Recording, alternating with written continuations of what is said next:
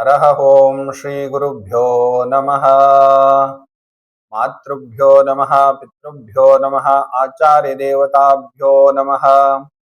ಯಡಯೂರ ಪರಾದೀಶಂ ಕಾಮಿತಾರ್ಥ ಪ್ರದಾಯಕಂ ನಿರ್ವಿಕಲ್ಪ ಸಮಾಧಿಸ್ಥಂ ಸಿದ್ಧಲಿಂಗಂ ಭಜಾಮ್ಯಹಂ. ಶ್ರೀ ಗುರು ಸಿದ್ಧಲಿಂಗೇಶ್ವರ ಸ್ವಾಮಿನೇ ನಮಃ. ಓಯಸ್ಕೆ ಗುರುವೇ ನಮಃ. ಶುಕ್ಲಾಂಬರಧರಂ ವಿಷ್ಣುಂ ಶಶಿವರ್ಣಂ ಚತುರ್ಭುಜಂ ಪ್ರಸನ್ನವದನಂ ಧ್ಯಾಯೇತ್ ಸರ್ವವಿಘ್ನೋಪಶಾಂತಯೇ. ಏಕದಂತಾಯ ವಿದ್ಮಹೇ ವಕ್ರತುಂಡಾಯ ಧೀಮಹಿ ತನ್ನೋ ದಂತಿ ಪ್ರಚೋದಯಾತ್. ವಾಗ್ದೇವೇ ಚ ವಿದ್ಮಹೇ ಬ್ರಹ್ಮಪತ್ನೇ ಚ ಧೀಮಹಿ ತನ್ನೋ ಸರಸ್ವತಿ ಪ್ರಚೋದಯಾತ್. ದಧಿಶಂಕಾ ತುಷಾರಾಭಂ ಕ್ಷೀರೋಧಾರಣ ಸಂಭವಂ ನಮಾಮಿ ಶಶಿನಂ ಸೋಮಂ ಶಂಭೋರ್ಮುಕುಟಭೂಷಣಂ. ಓಂ ಚಂದ್ರದೇವಾಯ ನಮಃ. ಕಾತ್ಯಾಯನಾಯ ವಿದ್ಮಹೇ ಕನ್ಯಾಕುಮಾರೇ ಚ ಧೀಮಹಿ ತನ್ನೋ ದುರ್ಗೆ ಪ್ರಚೋದಯಾತ್. ಮಹಾಲಕ್ಷ್ಮಿ ಮಹಾಕಾಳಿ ಮಹಾಸರಸ್ವತ್ಯೈ ನಮಃ.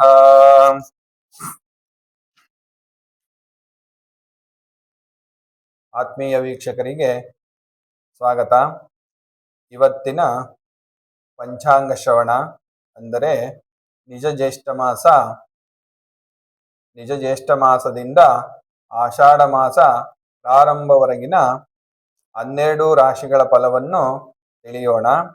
ದಿನಾಂಕ 15/6/2026ರಿಂದ 15/7/2026 ದಿನಾಂಕ 15/6/2020 ಸೋಮವಾರ ಸೋಮಾವತಿ ಅಮಾವಾಸ್ಯೆ ಮುಕ್ತಾಯ ಬೆಳಿಗ್ಗೆ 8:24. ನಂತರ ನಿಜ ಜ್ಯೇಷ್ಠ ಮಾಸ ಶುಕ್ಲಪಕ್ಷ ಪಾಡ್ಯಮಿ ಪ್ರಾರಂಭ. ಈ ಮಾಸದಲ್ಲಿ ಯಾವ ಗ್ರಹಗಳು ಬದಲಾವಣೆಯಾಗಲಿವೆ ಎಂದು ಮೊದಲು ತಿಳಿಯೋಣ. ಮೊದಲಿಗೆ ಸೂರ್ಯಗ್ರಹ ದಿನಾಂಕ 15/6/2026 ಸೋಮವಾರ ಋಷಭ ರಾಶಿಯಿಂದ ಮಿಥುನ ರಾಶಿಗೆ ಬದಲಾವಣೆ. ಮಧ್ಯಾಹ್ನ 12:30 ಮಿಥುನ ಸಂಕ್ರಮಣ ಪ್ರಾರಂಭವಾಗಲಿದೆ. ನಂತರ ಮಂಗಳ ಗ್ರಹವು ದಿನಾಂಕ 20/6/2026 ಶನಿವಾರದಂದು ಮೇಷರಾಶಿಯಿಂದ ವೃಷಭ ರಾಶಿಗೆ ಪ್ರವೇಶ ರಾತ್ರಿ 11:59.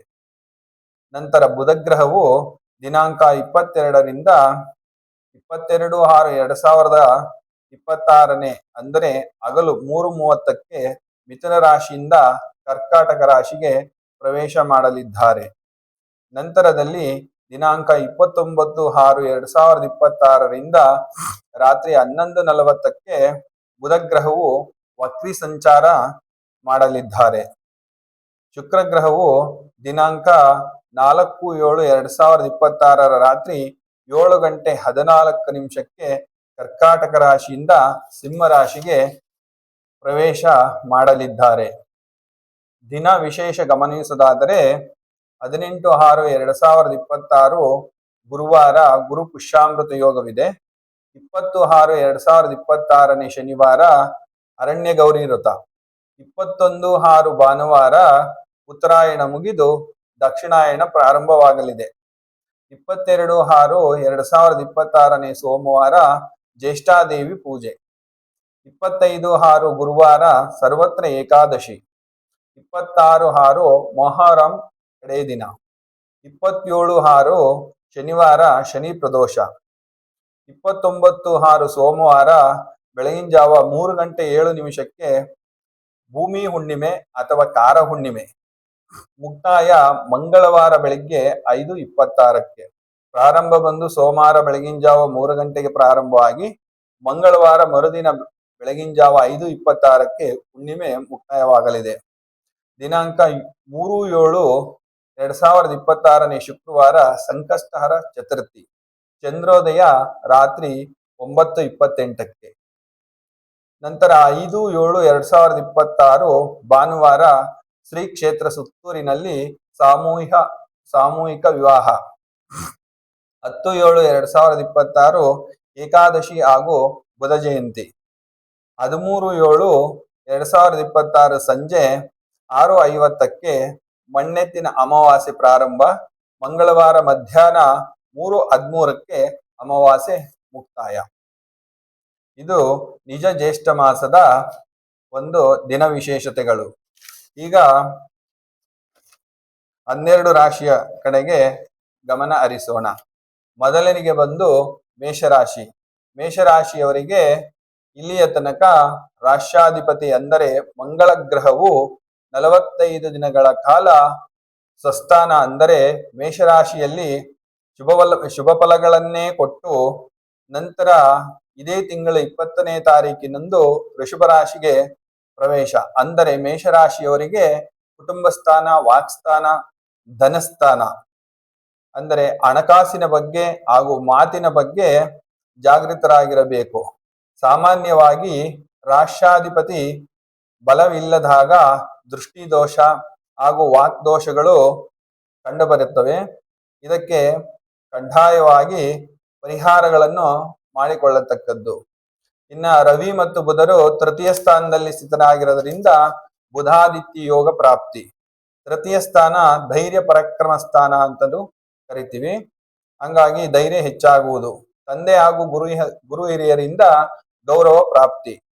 ಇನ್ನ ಸುಖಸ್ಥಾನ ಅಂತಂದರೆ 4ನೇ ಮನೆಯಲ್ಲಿ ಗುರು ಹಾಗೂ ಶುಕ್ರರು ಸ್ಥಿತರಿರುವುದರಿಂದ 4ನೇ ಮನೆ ಉಚ್ಚ ಸ್ಥಾನವಾದರಿಂದ ಗುರುವಿಗೆ ಕರ್ಕಾಟಕ ರಾಶಿ ಉಚ್ಚ ಸ್ಥಾನವಾಗಿರುವುದರಿಂದ ಗುರುಗ್ರಹವು 50ಕ್ಕೆ 50 ಶುಭ ಫಲಗಳನ್ನು ಹಾಗೂ ಶುಕ್ರಗ್ರಹವು ಹೊಸ ನಿವೇಶನ, ಹೊಸ ಮನೆ, ಹೊಸ ವಾಹನವನ್ನು ಪ್ರಾಪ್ತಿಯಾಗುವಂತ ಶುಭ ಕಾಲ ಇದು. ಹಣ ಅತಿ ಹೆಚ್ಚಾಗಿ ಬರುವುದು. ಆದರೆ ಕುಟುಂಬಸ್ಥ ಗುರು ಶುಭ ಫಲಗಳನ್ನೇ ಕೊಟ್ಟು ಕುಟುಂಬಸ್ಥರಿಗೆ ಹಾಗೂ ತನಗೆ ಸ್ವಲ್ಪ ಅನಾರೋಗ್ಯಕ್ಕೆ ಈಡು ಮಾಡಿಯಾನು. ಆರೋಗ್ಯಕ್ಕೆ ಸಂಬಂಧಪಟ್ಟಂತೆ ಸ್ವಲ್ಪ ಜಾಗ್ರತೆ ವಹಿಸಬೇಕು. ನೀವು ಗಳಿಸಿದಂತ ಹಣವನ್ನು ಯಾರಿಗಾದರೂ ಕೊಟ್ಟಲ್ಲಿ ವಾಪಸ್ ಬರುವುದು ತುಂಬಾನೇ ಕಷ್ಟವಾದೀತು. ನಿಮ್ಮ ಕಡೆಯಿಂದ ಹಣ ತೆಗೆದುಕೊಂಡವರು ಮತ್ತೆ ವಾಪಸ್ ಕೊಡಲು ಇಚ್ಛಿಸುವುದಿಲ್ಲ. ಹಣದ ಬಗ್ಗೆ ಜಾಗ್ರತೆ ಇರಲಿ. ಮೇಷರಾಶಿಯವರಿಗೆ 12-9 ಅಂದ್ರೆ ವ್ಯಯಸ್ಥಾನ ನವಮಸ್ಥಾನಾಧಿಪತಿ ಗುರುವು ಸುಖಸ್ಥಾನದಲ್ಲಿ ಸ್ಥಿತರಿರುವುದರಿಂದ ಹಣ ಹಾಗೂ ಕುಟುಂಬಸ್ಥರ ಆರೋಗ್ಯದ ಬಗ್ಗೆ ಜಾಗ್ರತೆ ಇರಲಿ. ದಕ್ಷಿಣಾಮೂರ್ತಿಯನ್ನು ಪೂಜಿಸಬೇಕು. ಗುರು ದಕ್ಷಿಣಾಮೂರ್ತಿಯನ್ನು ಪೂಜಿಸುವುದರಿಂದ ಶುಭ ಫಲ ಪ್ರಾಪ್ತಿಯಾಗುವುದು. ಇನ್ನ ಪಂಚಮ ಸ್ಥಾನದಲ್ಲಿ ಕೇತು ಸ್ಥಿತರಿರೋದ್ರಿಂದ ಆರೋಗ್ಯಕ್ಕೆ ಸಂಬಂಧಪಟ್ಟಂತೆ ಹಾಗೂ ಆಹಾರಕ್ಕೆ ಸಂಬಂಧಪಟ್ಟಂತೆ ಜಾಗೃತರಾಗಿರಬೇಕು. ಕೇತು ಗ್ರಹವು ಕರುಳಿನ ಕಾರಕ ಅಂತಂದೇಳಿ ಹೇಳ್ತೀವಿ ನಾವು. ಹಂಗಾಗಿ ಸಮಯಕ್ಕೆ ತಕ್ಕಂತೆ ಆಹಾರವನ್ನು ತೆಗೆದುಕೊಳ್ಳುವುದು ಆರೋಗ್ಯಕ್ಕೆ ತುಂಬಾನೇ ಒಳ್ಳೆಯದು. ಕೇತು ಶಾಂತಿಗೋಸ್ಕರ ಗಣಪತಿ ದೇವರನ್ನು ಆರಾಧನೆ ಮಾಡಬೇಕು. ಇನ್ನ 11ನೇ ಮನೆಯಲ್ಲಿ ಏಕಾದಶ ಸ್ಥಾನದಲ್ಲಿ ರಾಹು ಸ್ಥಿತನಿರುವುದರಿಂದ ಅತಿ ಹೆಚ್ಚಿನ ಶುಭ ಫಲವನ್ನು ರಾಹು ದೇವರು ನಿಮಗೆ ಕೊಡುತ್ತಿದ್ದಾನೆ. ಇನ್ನ ವ್ಯಯಸ್ಥಾನ ಅಂದರೆ 12ನೇ ಸ್ಥಾನದಲ್ಲಿ ಶನಿ ಮಹಾತ್ಮರು 7.5 ಅಂದ್ರೆ 7 ರಾಟ ಶನಿಯ ಫಲಗಳನ್ನು ಕೊಡುತ್ತಿದ್ದಾರೆ. ಸರಿಸುಮಾರು ಇಂದಿಗೆ 2 ವರ್ಷಗಳ ಕಾಲ 7.5 ಮುಕ್ತಾಯ ಆಗಿ ಇನ್ನು ಬಾಕಿ 5.5 ವರ್ಷಗಳ ಕಾಲ 7.5 ಬಾಕಿ ಇರುತ್ತದೆ. 12ರ ಮಹಾತ್ಮನು ನಿಮಗೆ ಕೂಡಿಟ್ಟಂತ ಹಣಕಾಸನ್ನು ನಷ್ಟ ಮಾಡಿಯಾನು, ಕೂಡಿಟ್ಟಂತ ಆಸ್ತಿಯನ್ನು ನಷ್ಟ ಮಾಡಿಯಾನು. ಆಸ್ತಿಯ ಬಗ್ಗೆ, ಹಣಕಾಸಿನ ಬಗ್ಗೆ ತುಂಬಾ ಜಾಗೃತರಾಗಿರಬೇಕು. ಬೇರೆಯವರ ಸುದ್ದಿಗಳಿಗೆ ಸಂಬಂಧಪಟ್ಟಂತೆ ತಲೆ ಹಾಕಬಾರದು. ಇನ್ನು 7.5 ಅಶುಭ ಫಲಗಳನ್ನು ಶುಭ ಫಲವಾಗಿ ಪರಿವರ್ತನೆ ಮಾಡುವುದಕ್ಕೋಸ್ಕರ ಅತಿ ಹೆಚ್ಚು ಸುಬ್ರಹ್ಮಣ್ಯ ದೇವರು ಹಾಗೂ ಹನುಮ ದೇವರನ್ನು ಆರಾಧಿಸಿದರೆ ತುಂಬಾನೇ ಒಳ್ಳೆಯದು. ಗುರುಶಾಂತಿಗೋಸ್ಕರ ಗುರು ದತ್ತಾತ್ರೇಯರ ಆರಾಧನೆ, ಗಾಣಗಾಪುರ ದರ್ಶನ ಮಾಡಿದರೆ ತುಂಬಾನೇ ಒಳ್ಳೆಯದು. ಹಾಗೂ ಸುಬ್ರಹ್ಮಣ್ಯ ದೇವರು ಅಂದ್ರೆ ಘಾಟಿ ಸುಬ್ರಹ್ಮಣ್ಯ ಸ್ವಾಮಿ ದೇವಾಲಯ ದರ್ಶನ, ಪೂಜೆ, ಸಂಕಲ್ಪ ಇತ್ಯಾದಿಗಳನ್ನು ಮಾಡಿದರೆ ಶುಭ ಫಲ ಇರುತ್ತದೆ. ಅತಿ ಹೆಚ್ಚು ಸುಬ್ರಹ್ಮಣ್ಯ ದೇವರನ್ನು ಆರಾಧಿಸಿ ಪೂಜಿಸಿ ಪರಿಹಾರಗಳನ್ನು ಮಾಡಿಕೊಳ್ಳಿ. ಶುಭವಾಗಲಿ.